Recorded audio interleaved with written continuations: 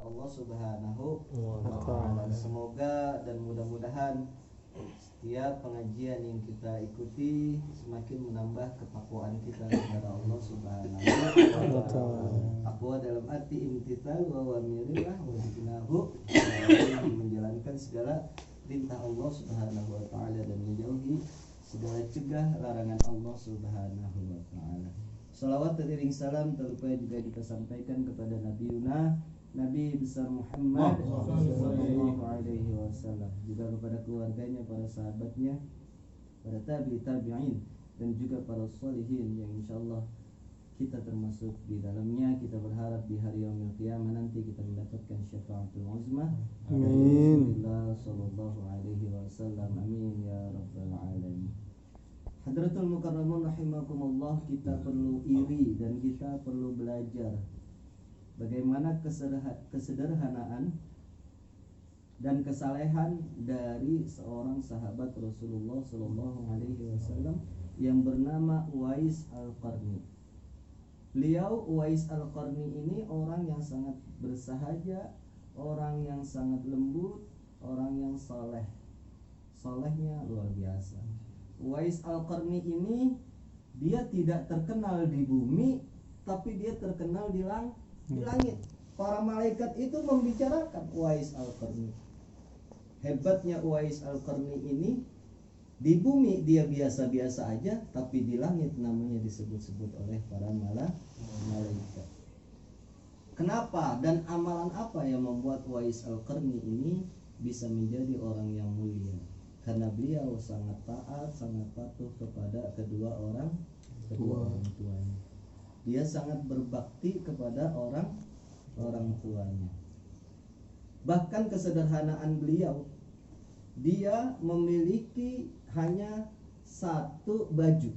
Yang satu baju itu dipakai setiap hari untuk dia bekerja, untuk dia ibadah. Karena apa? Takutnya dia akan dihisab oleh Allah Subhanahu wa ta'ala. Baju kita berapa banyak? Gonta-ganti kan? Gonta-ganti baju yang kita punya. Tetapi semua yang kita miliki di dunia ini pasti akan dihisab oleh Allah Subhanahu wa ta'ala.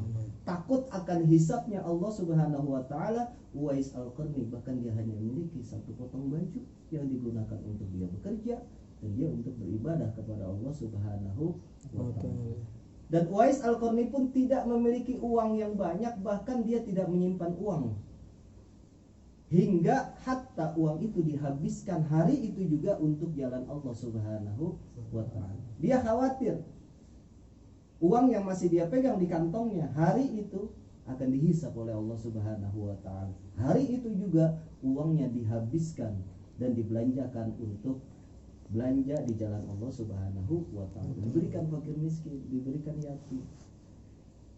Inilah kesederhanaan dan hebatnya Uwais Al-Qarni. Takwanya luar biasa. Dia takut kepada Allah Subhanahu wa ta'ala. Dia menjaga dirinya, menjaga kesalehannya dari bagaimana nanti akan dihisab oleh Allah Subhanahu wa ta'ala. Harta kita akan dihisab.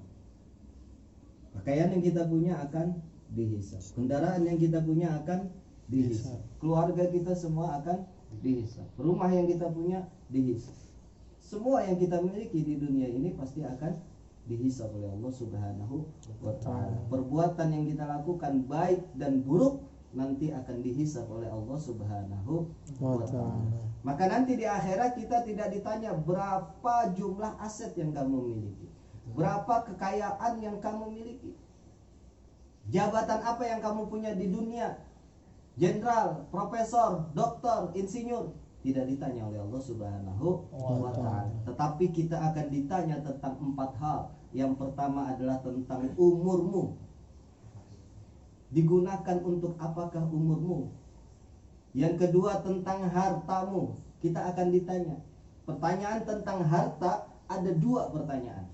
Dari mana harta itu kamu dapatkan dan kemana harta itu kamu belanjakan.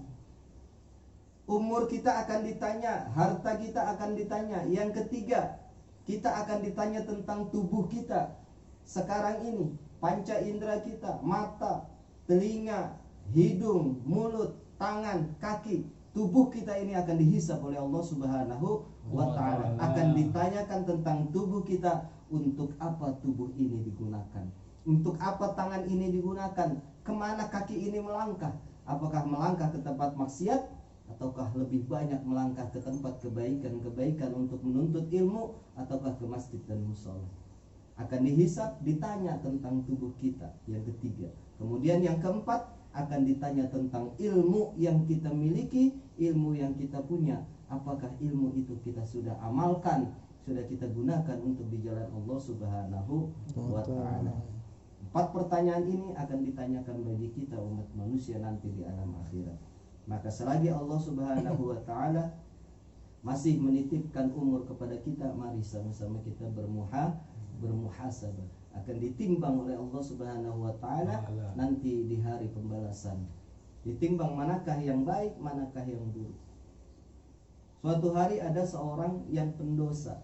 Seorang pendosa ini setelah ditimbang oleh Allah Subhanahu wa ta'ala, kemudian dia lebih banyak keburukannya dibandingkan kebaikannya. Maka kemudian datanglah seorang yang sangat tampan luar biasa, seorang yang sangat berilmu tinggi, tampannya luar biasa, ganteng banget ini orang. Kemudian dia diberikan secari kertas dan dia disuruh membaca kertas yang diberikan